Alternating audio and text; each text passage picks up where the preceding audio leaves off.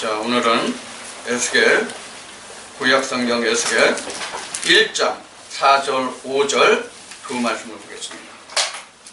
페이지수로 구약성경 1151쪽이 되겠습니다.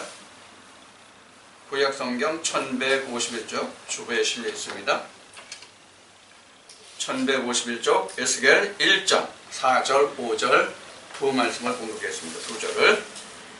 내가 보니 북방에서부터 폭풍과 큰 구름이 오는데 그 속에서 불이 번쩍번쩍하여 빛이 그 사면에 비추며 그 불 가운데서 단새 같은 것이 나타나 보이고 그 속에서 네 생물의 형상이 나타나는데 그 모양이 이러하니 사람의 모양이라 사람의 형상이라. 아멘. 오늘은 이 말씀을 통해서 네 생물과 그 다음에 네 바람이 성경에 기록되는데 네 생물과 네 바람을 통해서 하나님 우리에게 네 바람과 네 생물을 창세 때 무엇으로 우리에게 보이셨고 요한계시록에서는 이 말씀이 어떻게 증거되고 있는가까지를 오늘 이 말씀을 통해서 살펴보도록 하겠습니다. 여기 지금 네 생물에 대한 설명은 지금 여기 지금 요약으로만 그렇게 5절에 기록이 되어 있잖아요. 이 네 생물이 뭔가 하는 것은 여러분들 지금 그 보드에 보면 지금 적혀 있어요. 이거는 여러분들 이제 지금 찬송 드리기 전에 제가 미리 이제 그려놨는데 이 말씀의 기록이 어디인가를 보면은 에스겔 1장 10절에 지금 기록되어 있고 저기 기록되어 있습니다. 에스겔 10장 그 다음에 계시록 4장 7절에 이렇게 기록이 되어 있습니다. 우선 에스겔 지금 말씀으로 오늘 이 말씀을 열어가기 때문에 지금 에스겔 1장에서 지금 이 네 생물이 무엇을 말하는지를 먼저 보기로 하겠습니다. 에스겔 1장 10절 말씀을 보시기 바랍니다. 에스겔 1장 10절 말씀을 보시기 바랍니다. 그 얼굴들의 모양은 넷의 앞은 사람의 얼굴이요. 넷의 앞입니다. 넷의 앞. 지금 여기 그려져 있는 것 같이 앞은 지금 동쪽입니다. 이 설명은 나중에 민수기를 통해서 말씀을 드리겠습니다. 왜 이렇게 했는지. 자, 앞쪽에는 지금 어떤 모습이라고 되어 있어요? 여기 사람의 얼굴이요. 앞쪽에는 사람의 얼굴이요. 앞쪽에는 자, 하나씩 써봅시다. 여기 지금 여기 있지만 앞쪽에는 사람의 얼굴이요. 앞쪽 사람입니다. 자, 기록해 두시기 바랍니다. 앞쪽은 사람의 얼굴이요. 그 다음에 넷의 우편은 사자의 얼굴이요. 우편은 바로 남쪽을 얘기합니다. 여기는 무슨 얼굴이에요? 사자 얼굴이다. 이렇게 정했어요. 사자 얼굴이다. 넷의 오른편은 사자의 얼굴이다. 그 다음에 넷의 좌편은 소의 얼굴이요. 좌쪽은 북편입니다. 북쪽은 뭐예요? 소의 얼굴이다. 이렇게 되어 있어요. 그 다음에 맨 마지막으로 넷의 뒤는 독수리 얼굴이니 이렇게 되어 있어요. 뒤는 서쪽입니다. 뒤쪽. 무슨 얼굴이에요? 독수리예요. 근데 지금 에스겔 1장 5절에서는 이 넷의 전부를 합해서 무슨 형상이다라고 얘기했어요? 사람의 형상이다. 사람의 형상이다. 이게 지금 사람의 형상이에요. 이게 그러니까 사람의 형상이니까 지금 하나인데 사람 한 사람을 말하는데 이런 형상으로 방향을 따라서 이렇게 보인다는 거예요. 이게 지금 내 생물이에요. 이게 지금 내 생물이에요. 자, 지금 이건 에스겔 지금 1장 10절에서 내 생물을 지금 봤어요. 이 내 생물에 대해서 설명을 다 하려면 에스겔 1장을 다 해야 되는데 에스겔 1장 이걸 다 풀려면 민수기 1, 2, 3장, 스가랴 6장, 다니엘 7장, 요한계시록 4장, 5장, 6장, 7장 14, 15, 19장 이렇게 말씀을 다 해야만 이 말씀이 다 온전히 증거될 수가 있습니다. 그래서 이 말씀을 다 증거하기는 너무 시간이 많이 걸리고 복잡해서 그렇게만 여러분들이 이해를 할 수 없으니까 요 네 생물이 무엇인가를 이것만을 오늘 살펴보는 그런 시간을 갖도록 하겠습니다. 자, 이 같은 말씀이 어디 있다고 그랬어요? 지금 여기 보대 쪽에 있는데 에스겔 요한계시록 4장 7절이죠. 에스겔 4장 7절을 펴주시기 바랍니다.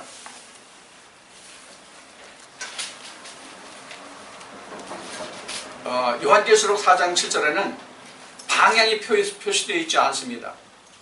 첫째, 둘째, 셋째, 넷째 이렇게 되어 있습니다. 그래서 4장 7절 말씀을 보면은 그 첫째 생물은 사자 같고 그 둘째 생물은 송아지 같고 그 셋째 생물은 얼굴이 사람 같고 넷째 생물은 날아가는 독수리 같은데 이렇게 되어 있어요. 4장 7절에. 그래서 그 말씀을 에스겔 4장 7절 말씀을 지금 에스겔 4장 7절인데 요한계시록 4장 7절의 말씀을 에스겔 1장 10절의 말씀에 첫째, 둘째, 셋째, 넷째를 각 방향에 맞추어서 갖다 쏘놓으면 그것이 딱 맞을 겁니다. 첫째, 둘째, 셋째, 넷째가 이렇게 맞을 겁니다. 자, 그러면 지금 방금 앞에 말씀드린 바와 같이 이 지금 네 방향이죠. 동서남북을 해서 이것은 뭐를 말하느냐 하면 지금 여러분들 보드에서 보시는 바와 같이 이게 무슨 그림 같아요? 지금 이게 무슨 그림 같습니까? 이게 성전의 모양이에요. 이게 성전의 모양이에요. 성전이 언제 생겼죠? 성전이 가장 먼저 생긴 게 언제예요? 모세가 시내산에서 하나님이 돌판을 받음으로 인해서 그 돌판을 중심으로 돌판이 있는 곳은 지성소, 그 돌판 앞에 가서 하나님께 경배하는 것을 성소, 경배하러 나가기 위한 모든 예물을 준비하는 것을 성전들, 이렇게 해서 이 세 곳을 이렇게 울타리로 뒤집어 이렇게 감싸 있는 그것이 바로 성막 이렇게 됐죠. 그래서 이게 성막의 모습이에요. 성막의 모습. 이게 성막의 모습인데 지금 에스겔 1장이나 요한계시록 4장에서 본 말씀은 뭐냐면 이 성막의 동서남북에 진치고 있는 지금 이스라엘 백성들 12지파를 말하고 있어요. 12지파를 말하고 있어요. 그래서 지금 여기 이렇게 썼어요. 지금 먼저 A, B, C, D를 봅시다. A, B, C, D를 봅시다.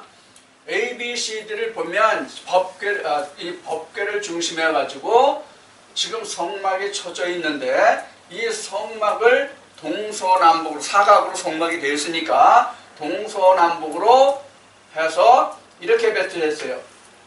유다를 동쪽으로 해서 유다 족속을 앞에 세워서 유다, 이사갈, 스불론 이렇게 세 지파를, 그 다음에 장막 뒤편에는 요셉 족속인 에브라임과 므낫세와 베냐민 족속을 서쪽 뒤편에, 그 다음에 남쪽 오른편에 루벤, 시므온, 갓 이렇게 세 지파, 그 다음에 북쪽 지금 왼쪽이죠. 북쪽에 단, 아셀, 납달리 이렇게 해서 지금 12지파가 각각 방향별로 동서남북 방향별로 세 지파씩이니까 뭐예요?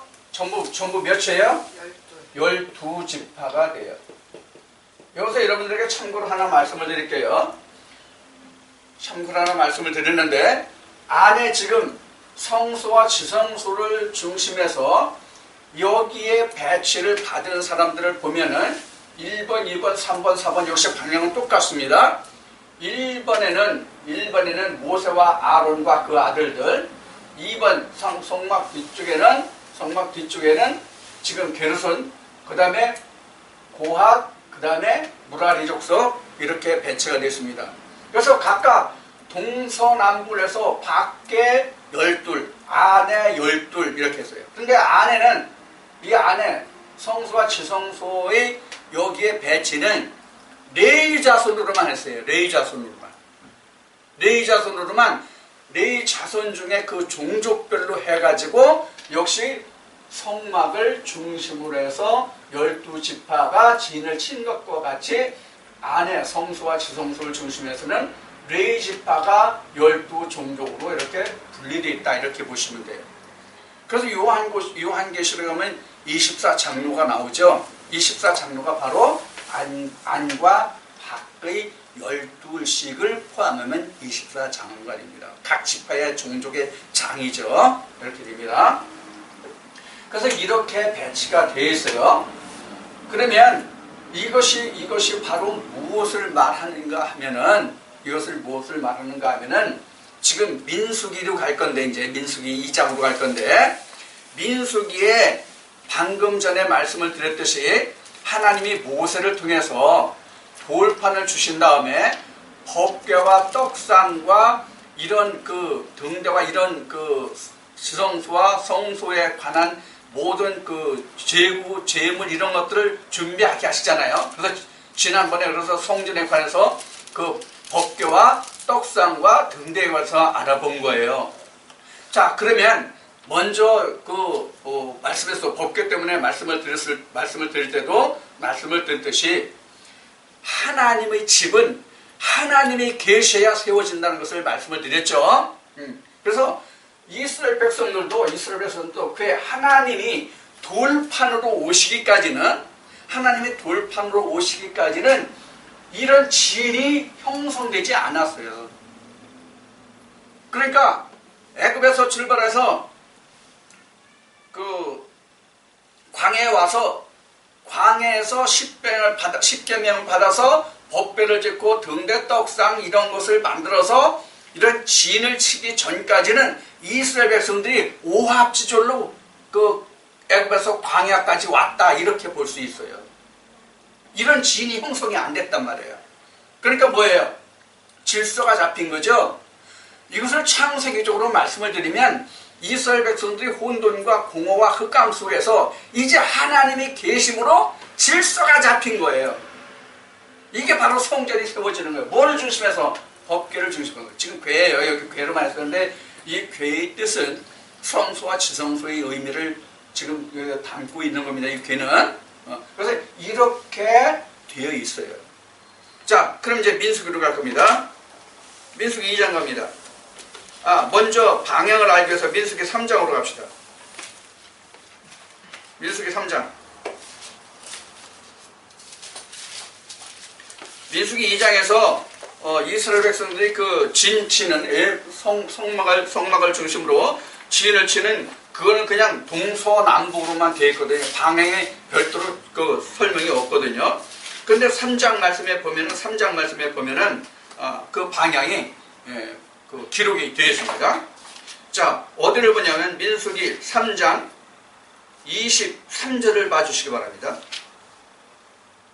민수기 3장 23절을 보면 이렇게 기록하고 있는 말씀이, 게르손 가족들은 장막 뒤 곧 서편, 이렇게 되어 있죠. 그래서 장막 뒤 서편. 그러니까 이것은 지금 외국의 장막, 이건 성막이죠. 장막 뒤 서편이에요. 지금 여기요. 이렇게. 그래서 게르손은 장막 뒤 서편이죠. 게르손 1번 장막 뒤 서편. 그래서 외부의 방향과 안의 방향이 같은 거예요. 그래서 게르손이 서편, 이렇게 되어 있어요. 그 다음 말씀에 보면은 어느 말씀에 보면은 38절 말씀을 보세요.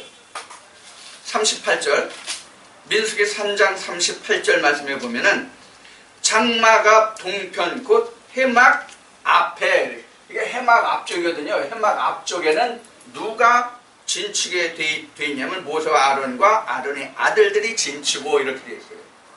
그러니까 지금 여기가 동쪽이죠. 그래서 여기가 모세와 아론과 그 아들들이 지금 동쪽에 출입문 여기에 지금 진치게 되어 있어요. 원래 출입문은 여기죠. 동쪽이요. 이 장막 여기에 출입문이 원래 있거든요. 근데 출입문 쪽. 그래서 성경에서 우리가 창세기 말씀에 보면은 가인이 그 동생 아벨을 죽이고 하나님께 쫓겨나요. 어디로 쫓겨나요? 동편으로 쫓겨난다 그래요. 하나님 앞으로 쫓겨난다 그래요. 하나님 앞으로 쫓겨났다. 내보냄 받았다는 뜻은 뭐예요? 버렸다는 뜻이에요? 아니에요. 다시 돌아올 수 있는 길을 열어놓으셨다는 의미예요. 항상 하나님 앞에 있다는 이야기예요. 그런 의미가 있어요. 그 다음에 그 몇 절을 보냐면 28절을 봐주시기 바랍니다. 28절. 28절은 고핫 자손에게 대해서인데, 고핫 자손은 어떻게 되냐면 28절을 보면 계수함을 입은 1개월 이상의 모든 남자의 수효가 고핫 자손입니다. 8,600명인데 송소를 맡을 것이며, 고핫 자손의 가족들은 성막 남편에 진칠 것이요. 성막 남편에 진칠 것이요.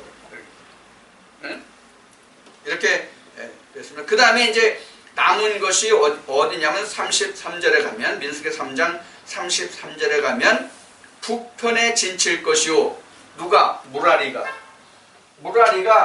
북편에 진칠 것이요. 그래 됐어요. 그래서 여기 보면 민수기 1장, 2장, 3장에 보면, 민수기 1장에는 이스라엘 지파의 계수가 나오고, 그래서 60만 3,550명이라는 이스라엘 백성의 총 계수가 나오고, 민수기 1장에 2장에는 12지파의 진 배치가 나오고, 3장에는 레위 족속의 성막을 중심으로 해서 진치는 과정이 나옵니다. 말씀이. 그래서 1, 2, 3장에 다 기록이 되어 있습니다. 자, 그러면 지금 보시는 바와 같이 이스라엘이 12지파뿐이 없어요. 이스라엘이 12지파뿐이 없는데, 지금 보면은 지금 밖에 진친자들이 지금 3지파씩 해서 이미 12지파가 됐어요. 그런데 안에 레위지파가 있으면 13지파가 되는 셈이죠. 그렇죠? 그래서 야곱이 애굽에 자기 아들 요셉이 있을 때에 야곱이 애굽에 내려가서 요셉의 누구예요? 에브라임과 므낫세를 누구의 아들로 삼았어요? 야곱의 아들로 양자를 드렸죠. 그렇죠? 야곱의 아들로 양자를 드렸어요. 야곱의 아들로 양자를 드려서 요셉에게는 에브라임과 므낫세에게 2지파의 몫을 줬어요. 그러니까 요셉이 둘이 됐기 때문에, 요셉이 하나인데 그 아들 둘을 요셉의 자리에 두었기 때문에 결국은 전부 13지파가 돼요. 그렇죠? 그래서 요셉이 하나만 받아야 되는데, 요셉 대신에 에브라임과 므낫세 두 형제가 야곱의 아들로 양자됨으로써 2지파의 몫을 받게 돼요. 그래서 13지파가 돼요. 그래서 여기 12 가운데 성막을 중심한 레위 족속에서 13지파가 돼요. 그런데 이것이 요한계시록 7장에 가면 단지파가 빠지고 에브라임과 므낫세는 그대로 있어서 다시 12지파가 되겠죠. 단지파가 멸망해서 없어져요. 단지파가 없어집니다. 그래서 단지파가 없어지고 여기는 하나님이 들어서게 됩니다. 이게 완전히 이루어진 거예요. 우리가 이 세상 사는 동안에는 사람이에요. 이것을 히브리 말씀에 가면 어떻게 기록을 하고 있냐면 이렇게 기록되고 있는 말씀이에요. 만약에 예수 그리스도가 육체를 입고 있으면, 예수 그리스도가 육체를 입고 있으면 뭐가 세우는 제사장이 있기 때문에 예수 그리스도는 영원한 제사장이 될 수 없다, 이렇게 나와요. 뭐가 세운 제사장이 있어요? 율법이 세운 제사장이 있기 때문에. 지금 이것은 바로 무엇을 말하냐면 율법으로 하나님을 섬길 때의 성막의 모습이에요. 곧 우리의 모습이에요. 그러니까 장막 벗기 전의 모습이에요, 이것이. 자, 그러면 이것을 하나님은 우리에게 무엇을 통해서 우리에게 이것을 보여주셨냐는 거예요. 하나님이 우리에게 이 네 생물을 통해서 우리에게 보여주시는 그 원형이 뭐냐는 거예요. 그 원형이. 하나님이 우리에게 이 성막을 통해서 보여주시는 원형은 바로 에덴 동산입니다. 에덴 동산이에요. 자, 창세기 3장을 갑니다.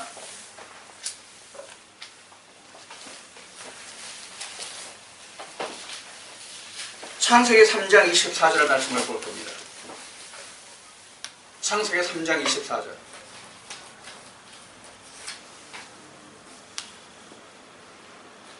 창세기 3장 24절 말씀을 보면은 이와 같이 기록하고 있습니다. 이와 같이 하나님이 그 사람을 쫓아내시고, 여기서 그 사람이라는 것은 아담과 하와입니다. 아담과 하와를 쫓아내시고, 어디에서? 에덴 동산에서 쫓아내시고, 에덴 동산 동편에 그룹들과 두루 도는 화영금을 두어 생명나무의 길을 지키게 하시니라. 뭐로 생명나무를 지켰다? 그룹과 화영금. 그룹과 화영금. 지금 여기서 그럼 그룹이 뭐가 그룹 역할에 들어가고 있어요, 지금? 지금 이 성막을 중심에서 외곽으로 진진 12지파가 그룹에 해당돼요. 그룹에 해당돼요. 그러면 화영금은 뭐에 해당됩니까? 레위 지파가 지금 화영금에 해당이 돼요. 이 말씀에 보면은, 자, 레위 지파가 화영금에 해당되고, 지금 12지파가 바로 그룹에 해당된단 말이에요. 이 그룹이라는 것은 우리가 영어로 쓰는 GROUP의 그룹이라는 뜻이 아닙니다. 그런 뜻이 아닙니다. 그런 뜻이 아니라 여기서 그룹은 히브리어로 케루빔입니다. 케루빔. 그래서 이 케루빔이라는 뜻은 지식의 천사들의 무리가 바로 케루빔입니다. 그러니까 이스라엘 지파들은 무슨 지식을 가지고 있어요? 하나님의 지식을 가지고 있는 자들이잖아요. 그래서 이것이 요한계시록 7장에 가면은 각 12지파에 12,000 해가지고 14만 4천 무리가 됩니다. 그래서 12지파와 14만 4천과는 같은 맥락을 가지고 있습니다. 12지파와 14만 4천은 같은 맥락을 가지고 있어요. 그럼 이 천년이 뭐냐? 그럼 천이 왜 12,000이냐? 원래 지금 앞에 말씀드린 바와 같이 지금 민수기 1장에서 이스라엘 백성들의 총 개수가 얼마라고 그랬죠? 60만 3,550명이에요. 60만 3,050만이에요. 그러니까 그냥 앞 뒤에 거 다 빼고라도 60만이에요. 그런데 계시록 7장에 가면은 12지파가 14만 4천이 된단 말이에요. 그럼 60만에서 얼마가 줄은 거예요? 대략 한 46만, 47만 정도가 지금 줄은 거잖아요. 그럼 그 자들은 어디 간 거예요? 그럼 그들 중에서 14만 4천만 돈 받았다는 뜻인가요? 그런 뜻 아니에요. 그런 뜻 아니란 말이에요. 이 12이라는 것이 바로 동서남북의 진친 이들의 수를 말하고 12에 대해서 1000을 하면 얼마예요? 이게 12,000이잖아요. 그렇죠? 12,000 맞나요 이게? 12,000이죠? 이 1000이라는 게 뭐냐면 천년이에요. 천년은 뭐예요 여러분들? 요한계시록 20장에서 천년이 뭘 의미해요? 내가 예수 그리스도 거듭나서 내가 장막을 벗는 날까지가 천년이란 말이에요. 그래서 그 천년의 참은 하나님이 금갈 때 청량을 하는데 이 14만 4천이 얼마가 돼요? 144로 남아요. 144가 돼요. 그럼 이게 숫자를 말하는 거예요 그러면? 숫자를 말하는 게 아니에요. 숫자를 말하는 게 아니란 말이에요. 온전한 하나님의 구원의 수를 말한단 말이에요. 자, 그러면 지금 살펴본 것과 같이 창세기 3장 24절에 보는 지금 생명나무의 길을 두루 도는 화영금과 그룹들로 지키게 하셨다는 것인데, 지금 이 괴가 바로 뭐냐면 뭐야? 이게 괴가 생명나무가 되는 거죠. 생명나무가 되는 거죠. 이 생명나무를 두루 도는 화영금과 그룹들이 지키고 있다는 얘기예요. 그러니까 하나님의 말씀을 가지고 하나의 말씀을 집행하는 자들, 이 성막으로 놓고 보면 하나님의 말씀을 준행하고 전하고 전파하는 자들, 이스라엘 백성들을 그러니까 양육하는 자들이죠. 레위 족속은요, 모세와 레위 족속은. 그래서 레위 지파들이 이스라엘 백성을 인도하는 자들이잖아요. 그래서 하나님이 레위기를 통해서 레위 지파를 말하기를 뭐라고 말하냐면 나의 기업을 맡은 자 이렇게 설명하고 있죠. 그러니까 레위 지파는 하나님의 자리에 있는 자들이에요. 레위 지파는 하나님의 자리에 있는 자들이에요. 그러니까 말씀을 맡은 자들이죠. 그러니까 오늘날로 말하면 레위 지파에 속하는 자들이 오늘날로 말하면 바로 목회자들에 준하는 사람들, 목회자들이 바로 레위 지파에 해당되는 사람이에요. 영적으로 보면. 그 나머지는 다 이렇게 외곽 성막을 해서 이 여기에 짐친 지파들이란 말이에요. 그 백성들이. 그 안에 중심에 뭐가 있다는 얘기예요. 지금 생명나무가 있다는 얘기예요. 생명나무가 잘 아시는 것이 예수예요. 그러니까 지금 우리가 이 내용을 보면 이 외부 성막과 내부 성전의 이것을 보면 우리가 첫 번째로 알 수 있는 게 이 그림을 통해서 알 수 있는 게 바로 뭡니까?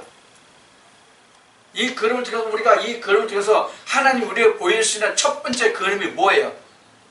지금 에스겔 1장에 보면 하나님이 에스겔에게 이상으로 이것을 보여주셨다고 말씀하셨거든요. 그럼 이 성막을 통해서 하나님이 우리에게 이상으로 보여준 첫 번째 이상이 무엇을 볼 수가 있습니까?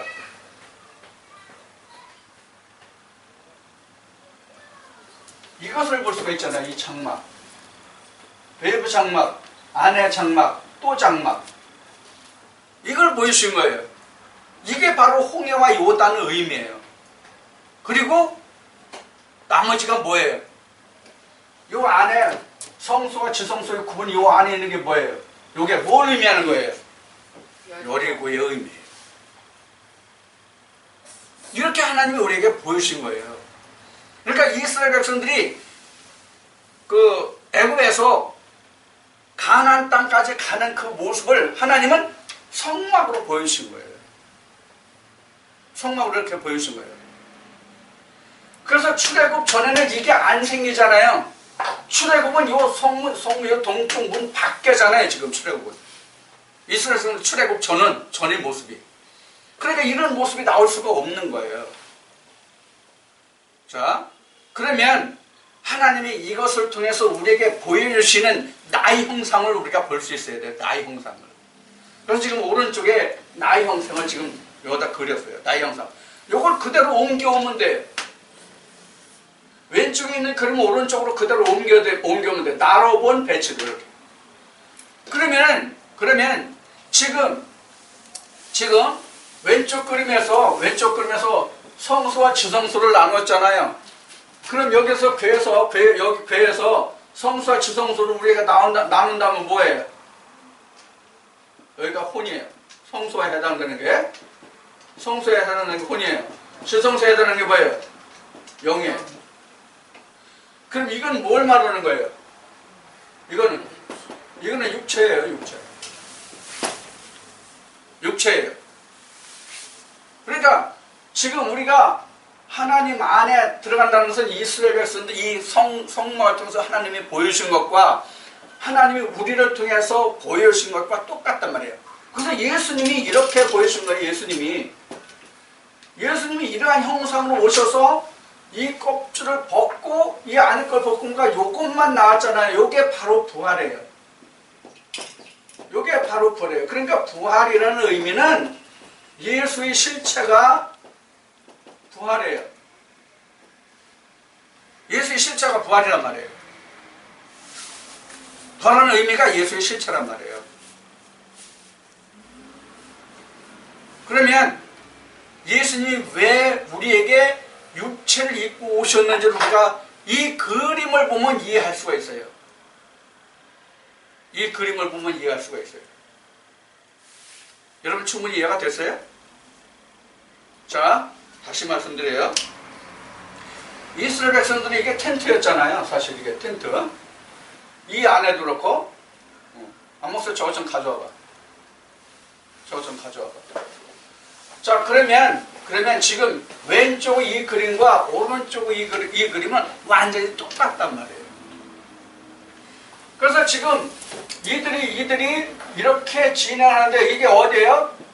에덴, 즉 가나안을 향해서 가고 있는 것이잖아요. 가나안을 향해서.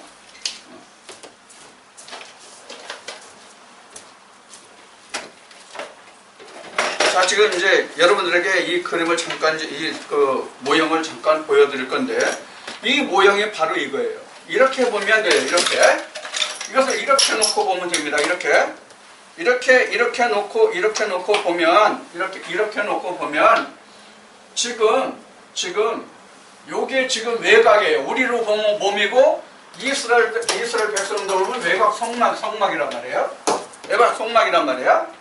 자, 그럼 안에 또 장막이 있죠. 그래서 이 안에 장막을 보면 이 그림에서 쪼개놓은 것 같이 왼쪽에 성소, 오른쪽에 지성소에서 여기도 보면은 성소와 지성소가 있어요. 그래서 떡상 있고 등대가 있고 여기 다 있어요. 여기 떡상, 등대, 여기 이제 여러분들 눈에 보일지 모르겠지만 그 안에 이제 지성소에서 법궤가 있고 시운자가 있고 그 다음에 두 그룹이 있거든요. 이렇게 된 거예요. 그것이 지금 나를 보면 이렇게 똑같다는 얘기예요. 그래서 하나님이 예수 그리스도를 이 땅에 보여주신 것은 뭐로 우리에게 보여주신 것이냐면 이스라엘 백성들에게 모세를 통해서 보여주셨던 장막을 예수 그리스도로 보여주신 거예요. 예수 그리스도로 보여주신 거예요. 근데 예수 그리스도로 보여주셨는데 어떻게 오셨어요? 우리가 똑같이 육체를 입고 오셨단 말이에요. 그래서 요한 1서에 보면 예수 그리스도가 육체로 온 것을 시인하는 양반을 하나님께 속했다는 말씀이 바로 그런 얘기예요. 이 이야기를 다시 풀어서 말하면 지난주에도 말씀을 드렸고 토요일에 세미나에서도 말씀을 드렸듯이 말씀이 육체를 입었다는 뜻이에요. 자, 말씀이 육체를 입었다는 뜻이에요. 자, 그래서 이스라엘 백성들이 이것이 없을 때는 어떻게 됐어요? 이것이 없을 때는 여기에 네 성막을 중심해서 이스라엘 백성들이 진 배치가 있을 수가 없다 그런 얘기예요. 그러니까 어떻게 돼요? 질서가 없죠. 그러니까 혼돈과 공허와 흑암의 상태가 된다 그런 얘기예요. 그런 상태에서 하나님의 법궤가 생겨요. 하나님의 법궤가 생기면 괴가 생기면 성소가 생기고 이런 막이 생긴단 말이에요. 그러면은 이스라엘 백성들에게는 실제로 12지파가 있어가지고 이와 같이 진배치를 할 수 있었잖아요. 그럼 우리에게는 어느 이단이라고 지금 이단이라고 교계에서 이름이 난 어느 교파같이 뭐 무슨 지파 해가지고 실제 14만 4천을 채워서 이렇게 해야 하나님이 성막이 되나요? 그렇지가 않아요. 그럼 오늘날은 우리가 어떻게 해서 이 성막을 완성할 수 있나요? 어떻게 할 수 있나요? 이게 다 말씀들이에요. 다 이게. 이 역할에 따른 말씀들이에요.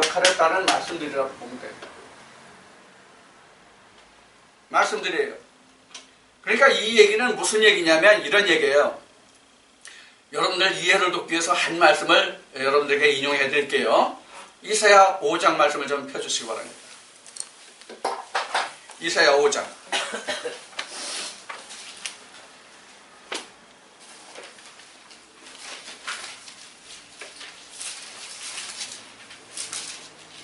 왜 말씀이 우리에게 이 외곽의 울타리가 되는지 진배치가 되는지를 여러분들에게 설명을 드리려고 그래요. 이사야 5장 폈어요? 이사야 5장 찾으셨습니까? 네. 이사야 5장 말씀에 보면 1절부터 제가 읽으면서 설명을 드릴게요. 내가 나의 사랑하는 자를 위하여 노래하되 나의 사랑하는 자의 포도원을 노래하리라. 나의 사랑하는 자에게 포도원이 있으며 심히 기름진 산으로다. 땅을 파서 돌을 제하고 극상품 포도나무를 심었도다. 그 중에 망대를 세웠고 그 안에 술틀을 팠었도다. 좋은 포도 몇 개를 발았더니 들포도를 맺혔도다. 자, 포도원이 있는데 그 포도원에 기름진 산인데 그 포도원에 극상품 포도나무를 심었어요. 극상품 포도나무라는 게 이거예요. 응? 지금 예수 그리스도의 씨란 말이야. 하나님의 성령의 씨를 얘기하는 거예요. 그 씨를 심었다. 그런데 그 극상품 포도를 위해서 그 중에 망대를 세웠고 그 안에 술틀을 팠었다. 망대가 뭐예요? 여기서 망대를 의미하는 게 뭐예요? 망대라는 게. 망대라는 게 이거예요. 이 지금 막이에요, 이게. 망대를 쓴다. 이게 포도원이니까. 포도원이니까 망대를 세웠도다. 그리고 술틀을 팠다. 술틀을 팠다. 포도원에서 나는 그 포도를 인해서 술틀을 판 거죠. 그러니까 뭐예요? 수확이죠. 결실이죠. 그런데 들포도를 맺었어요. 그래서 3절부터 봅시다. 예루살렘 거민과 유다 사람들아 구하노니 이제 나와 내 포도원 사이에 판단하라. 내가 내 포도원을 위하여 행한 것 외에 무엇을 더할 것이 있으랴. 내가 좋은 포도 몇 개를 기다렸거늘 들포도를 맺힘이 어찌민고 이제 내가 내 포도원에 어떻게 행할 것을 너에게 이르리라. 내가 그 울타리를 걷어 먹힘을 당하게 하며 그랬어요. 울타리를 거두어서 내 포도원이 먹힘을 당하게 하며 이렇게 나왔어요. 자, 그럼 이 울타리가 누가 되어주신 거예요? 하나님이에요. 그래서 이스라엘 백성들에게 12지파는 하나님의 말씀의 지식을 가진 자들이 이 법궤를 중심으로 이걸 지키고 있는 것인데 이것이 창세기 3장에 바로 생명나무를 지키는 그룹들과 화영검을 의미하는 거다. 그래서 이스라엘의 진배치가 이렇게 된 거예요. 그럼 결국은 이스라엘의 진배치가 뭘 의미하는 겁니까? 에덴 동산에 생명나무를 지키는 그것을 형상으로 하나님이 보여주신 거예요. 이해가 되셔요? 네. 이렇게 보여주신 거예요. 이것을 다시 이제 요한계시록 넘어갈 건데 요한계시록 7장을 봐주시기 바랍니다.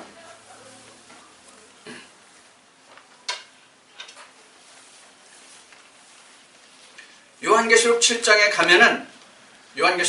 가면은 이렇게 말씀이 기록되어 있습니다. 1절부터 보겠습니다. 이 일 후에라는 것은 6장에서 5장에서 인을 떼는 그 이야기가 기록되고 6장에서는 그 천사들이 그 7인을 떼는 과정이 나오는데 6인까지를 6장에서 뗍니다. 6인을 뗀 다음에 이건 나중에 이제 계시록할 때 말씀을 드리려고 하고요. 6인을 뗀 다음 그 일 후에 그런 얘기입니다. 7장 1절에 6인을 뗀 이 일 후에 내가 내 천사가 땅 네 모퉁이에 선 것을 보니.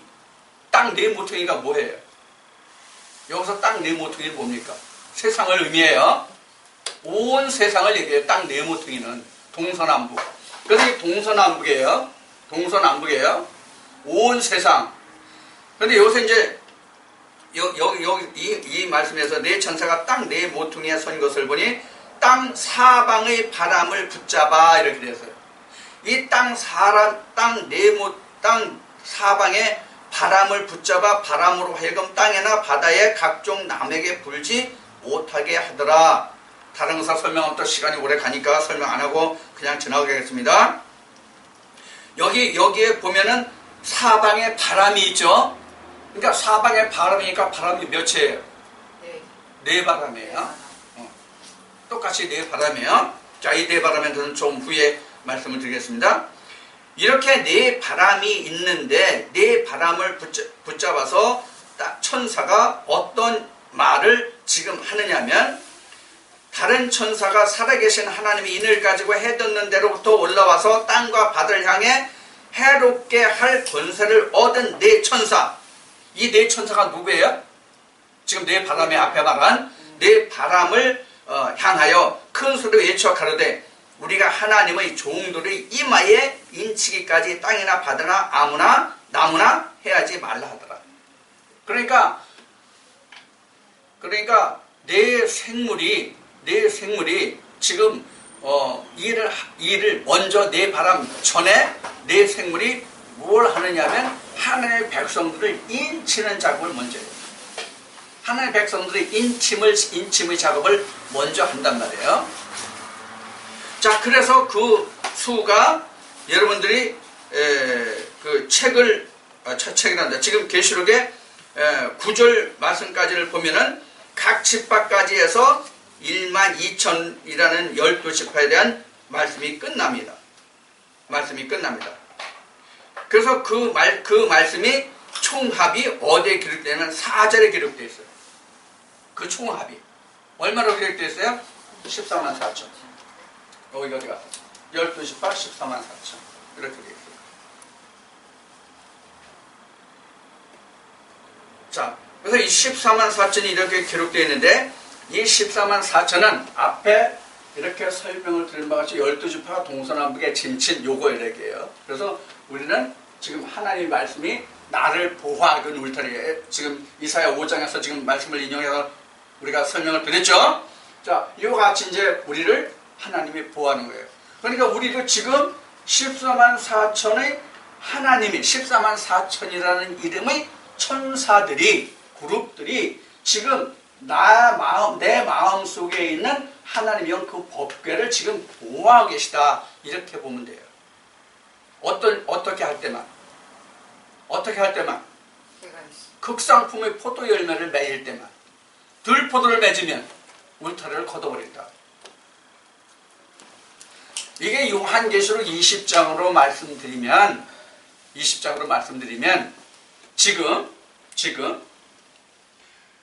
지금 외곽의 이 성막이 뭘 의미하는 것 같아요? 요한계시록 20장으로 말하면 무적행 역할을 해주는 거예요. 현재 우리에게는 무적행 역할을 해주는 거예요. 그래서 외부가 들어오지 못하잖아요. 하나님 울타리가 돼서, 말씀 울타리가 돼서. 그 의미가 뭐냐면 창세기 3장에 들어오는 화영검과 그룹들이에요. 얘가 빨리빨리 안 돼요? 무적행이 저 안에가 아니에요? 안에 그 막힌 거. 지금 무적행은 여기 있는데 무적행은 지금 여기가 무적행이라고 아까 말씀드렸죠. 네. 그렇죠? 무적행은 여기인데 네. 지금 이게 있음으로써 이게 역할을 하는 것이죠. 그렇죠? 네. 이게 없으면 다 없어지는 거죠. 그렇죠? 그럼 그 시작이 어디예요? 그 시작이 어디예요? 여기에요. 여기에서 시작하면 0에서 시작한단 말이에요. 여기가 들포도가 되면 이거 다 없어진단 말이에요. 네? 이해하시죠? 그런 얘기에 지금 설명드린 게, 그러니까 하나님 울타리를 걷어버리시는 거란 말이에요. 이것이 즉 우리로 현재로 말하면 말씀을 걷어가는 거예요. 아담과 하루면 에덴 동산에서 쫓겨나는 거예요. 에덴 동산에서 쫓겨나는 거예요. 실제는 에덴 동산에서 쫓겨난다는 의미가 실제의 뜻은 뭐예요? 아담과 하와가 에덴 동산에서 내어 보냄을 받았잖아요. 그런데 현재 우리에게 실제로 말하면 뭘 말하는 거예요?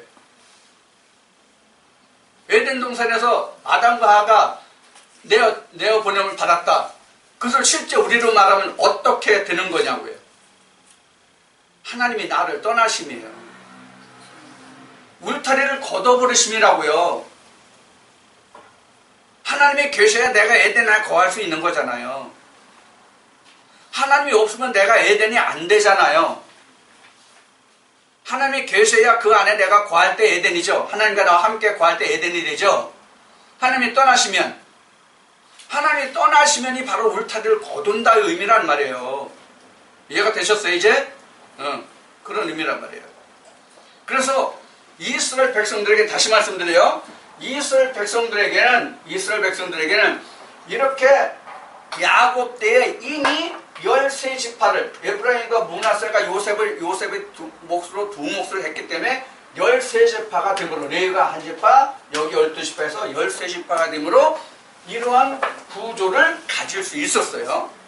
그럼 현재 우리가 영적으로 보면 창세기 3장 24절에 불어도는 화영광과 생명나무를 보면 이사야 5장에서 설명한 말씀을 보면 바로 이것이 하나님이 우리의 말씀으로 되어지는 울타리라 그러니까. 울타리. 그런데 우리가 1000년 동안 하나님이 우리에게 울타리가 되어주시면 이게 없어지잖아요, 사실은 이게. 에? 뭐 여리고성이 없어진단 말이에요. 하나님과 나와의 장막이 없어진단 말이에요. 근데 아주 없어지는 게 아니에요. 점선이에요. 점선은 존재하는데 역할만 못한다는 얘기예요. 점선은 실제로 있는데 역할을 못한다는 얘기예요. 자, 이러한 형태로 변한단 말이에요. 근데 여기에는 항상 무엇이 오느냐? 내 바람이 있단 말이에요. 내 바람이 있단 말이에요. 내 바람. 그럼 내 바람은 어떻게 설명하고 있는지를 먼저 보겠습니다. 먼저 다니엘 7장을 갑니다.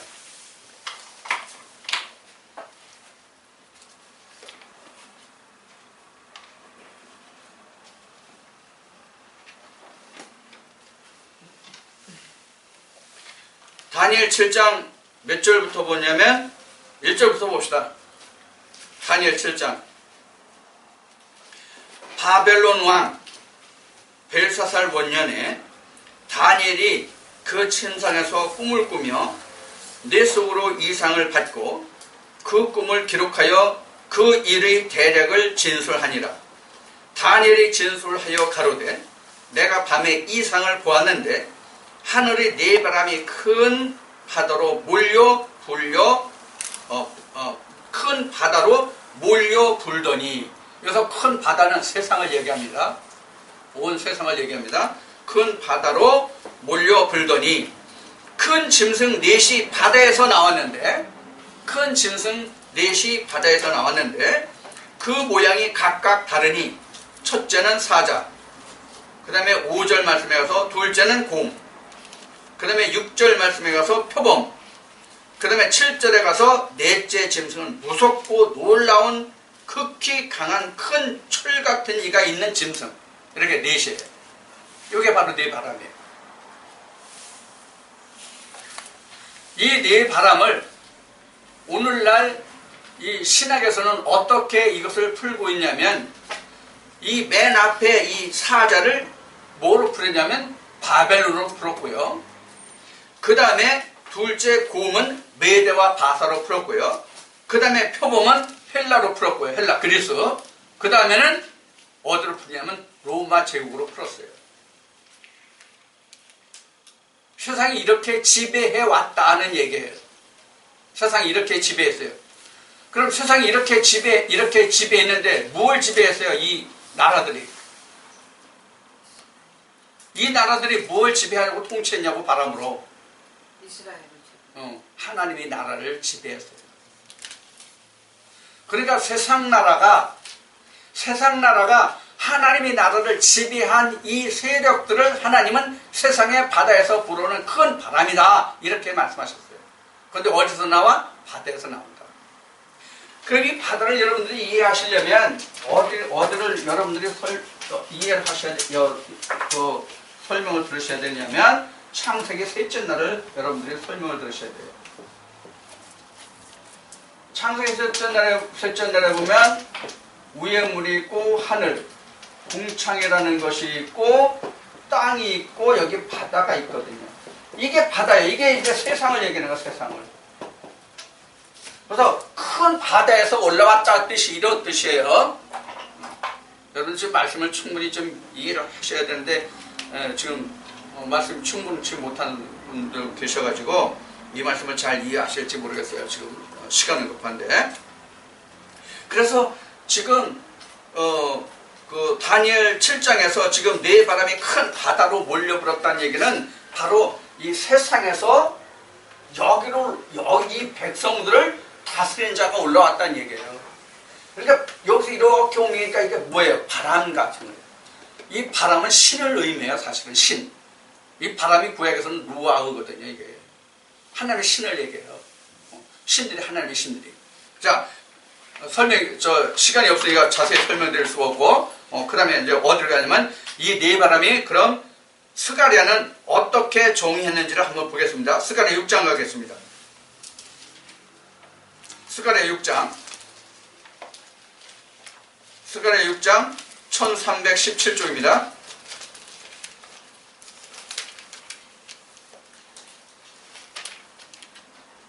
(1317쪽입니다) 구약성경.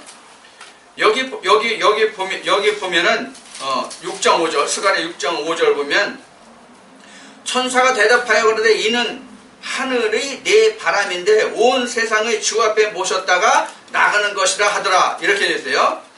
그럼 이 네 바람이 뭐냐면 6절에 보면 흑마는 북편 땅으로 나가매 백마가 그 뒤를 따르고 어룽진 말은 남편 땅으로 가고 건장한 말은 나가서 땅에 두루 다니고자 하니, 이렇게 됐어요.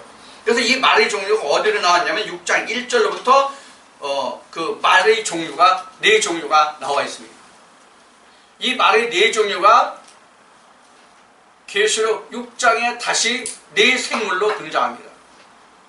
그러니까 네 바람과 네 생물은 역할에 따라서 바람도 되고 생물도 되고 이렇게 지금 설명을 하고 있습니다. 이게 하나님 부르시는 천사들이에요. 그러니까 쉬운 얘기로 하면 이 그룹들이라는 것이 하나님의 질색을 가진 하나님의 부림을 받는 이 천사들이에요. 자, 이제 다시 계시록 6장을 가겠습니다.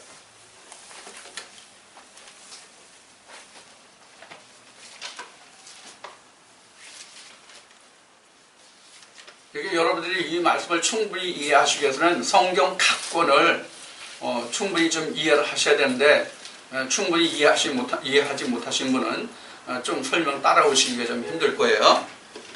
그러나 걱정하실 필요 없어요. 나중에 다 풀어드립니다. 나중에 성경 각권을 할 때 다시 풀어드립니다. 특히 토요일날 그 성경 세미나할 때 이 말씀들이 각각 설명을 해드리니까 참고하시기 바랍니다. 그 다음에 요한계시록 6장을 펴주시기 바랍니다.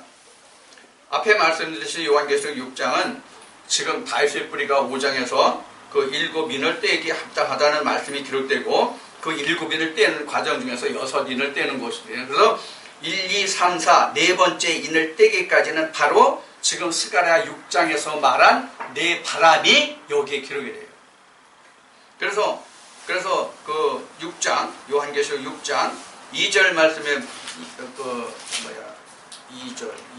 2절 말씀에 보면 내가 이에 보니 흰 말이 있는데, 그래서 흰 말이 있고, 그 다음에 3절 말씀은 둘째 인을 떼실 때에 붉은 말, 그 다음에 5절에 보면 셋째 인을 뗄 때 검은 말, 그 다음에 7절에 넷째 인을 뗄 때에 청황색 말, 이렇게 네 종류가 있어요. 이게 네 바람이에요. 그러니까 하나님이 부르시는 역할에 따른 말들의 색깔을 표현하고 있어요. 말들의 색깔을. 자, 그래서 지금 첫 번째, 지금 그 첫 바람인 흰 말이 있는데, 이 흰 말이 바로 하나님의 의의 사자예요. 그 다음에 두 번째 붉은 말. 붉은 말은 이게 세상의 권세를 의미하는 것이죠. 그래서 예수님이 십자가에 달리실 때 그 유대인 당시 예수님 십자가에 달리실 때 당시에 예수님에게 입히신 옷이 뭐예요? 홍포죠. 붉은 옷이죠. 그래서 세상의 권세 잡은 자들을 말할 때에 이 홍포를 말해요. 네가 유대인이 왕이냐 그래가지고 홍포를 입혔던 거예요. 그래서 이 홍포는 권세를 얘기한다. 권세 잡은 자들. 그러니까 하나님의 권세를 얘기하니까 세상의 권세 잡은 자들을 얘기하는 거예요. 그 다음에 넷째는 검은 말이에요. 검은 말은 우리가 성경에서 기록된 말씀과 같이 이 검다는 의미는 사망을 얘기합니다. 그러니까 지금 사망을 증가하고 전하는 그들은 바로 검은 말에 해당됩니다. 내 바람 중에서 검은 말에 해당되는 거예요. 그리고 세상의 권세를 성경을 가지고 하나님 말씀을 가지고 세상의 권세로 말하는 그런 사람들은 바로 붉은 말에 해당됩니다. 그리고 하나님의 말씀을 정상적으로 전하는 사람들이 흰 말에 속합니다. 그 다음에 마지막으로 8절에 기록된 청황색 말은 바로 진리도 아니고 비진리도 아닌 이런 그 혼합된 그런 그 색깔들을 말하고 있습니다. 그러니까 여러분들 이 세상에는 이미 네 부류의 하나님의 지식을 가진 사람들이 있다는 것을 알아야 돼요. 우리가 이것을 많은 말씀들에서 기록하고 있는데 여호수아 말씀에 보면은 하나님이 이스라엘 백성들에게 어떤 그 시험을 두셨냐면 가나안 족속의 그 강한 열 족속이 기록되고 있어요. 아브라함 때부터. 그래서 아브라함 때부터 하나님이 그 족속을 멸하고 가나안 땅으로 너의 자손 4대 만에 돌아오리라고 말씀하시는데 그 강한 족속을 다 멸한다고 말씀하시잖아요. 근데 하나님이 여호수아 때, 사사기 때 이때 말씀을 보면은 뭐라고 말씀하시냐면 너희들이 나를 얼마나 청종하는지 그 여부를 알려하여 그 족속의 일부를 남겨놓았다고 말씀하고 계세요. 이 남겨놓은 이 모든 자들이 지금 여기에 해당하는 거짓 선지자들이라고 생각하시면 돼요. 우리를 시험한단 말이에요. 하나님의 백성을 시험하신단 말이에요. 이런 거짓 선지자들을 통해서 하나님의 백성들을 시험하신단 말이에요. 이게 신약에 보면 많은 말씀들이 증거되어 있어요. 바울서 신약에 이 말씀들이 많이 나오고요. 그래서 쉬운 예로 사단이 너를 밀가루로 한다는 말씀이 나오죠. 사단이 너를 밀가루로 한다는 말씀이 나오는데 이 사단들이 바로 흰말을 뺀 나머지가 다 사단들이에요.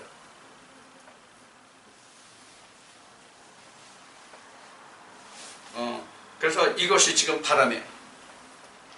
자, 그래서 우리가 지금 오늘 짧은 시간에 1시간 조금 더 걸렸는데 이 짧은 시간에 이 모든 말씀을 알아본다는 것이 좀 심히 어려운데 오늘 이 말씀을 통해서 여러분들에게 제가 말씀드리고자 하는 것은 바로 뭐냐면 하나님은 이스라엘 백성들에게 이런 지인을 치게 해주셨는데 법궤를 중심으로 지인을 치게 해주셨는데 이것은 방금 전에 창세기 3장 24절을 인용해서 말씀드렸듯이 이것은 무엇을 보여주신 것인가 하면은 바로 에덴의 생명나무를 지키는 그 모습을 보여주신 것이고 이것을 예수님이 우리에게 이러한 나의 몸과 같은 형태로 우리 육체로 보여주신 것이다. 이것을 얘기하는 거예요.